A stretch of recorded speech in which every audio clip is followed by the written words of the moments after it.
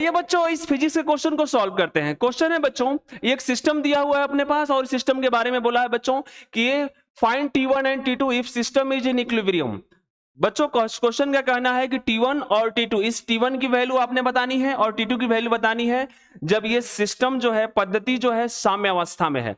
तो बच्चों हम क्या करेंगे, सबसे पहले यहां से जी की वैल्यू आपने 10 मीटर पर सेकेंड स्क्वायर रखना है क्वेश्चन है बच्चों। तो बच्चों यहां सबसे पहले हम क्या करेंगे, यहां पर हम T1 की वैल्यू को T2 की वैल्यू को निकालते हैं और 5 kg वाले का एफबीडी बनाते हैं। तो बच्चों एफबीडी आपको बनाने आता है, यहां से हम 5 kg वाले को पॉइंट ऑब्जेक्ट मानते हैं बच्चों। हट के लगने वाला बल अपना क्या है नीचे बच्चों, 5G।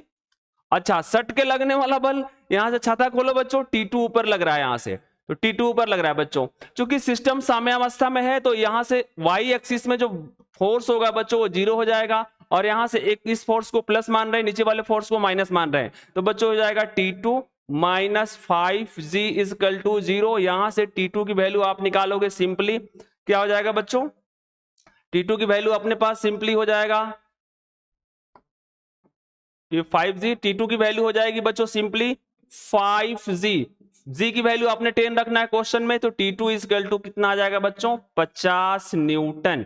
इस तरीके से हम इस T2 की वैल्यू निकाल पाए बच्चों। फिर आगे हम सॉल्व करते हैं, इस क्वेश्चन के लिए T1 की वैल्यू निकालना है तो हम 2 kg वाले का एबीडी बनाते हैं। तो 2 kg वाले का एबीडी बनाएंगे तो 2 kg वाले को पॉइंट ऑब्जेक्ट मानते हैं बच्चों।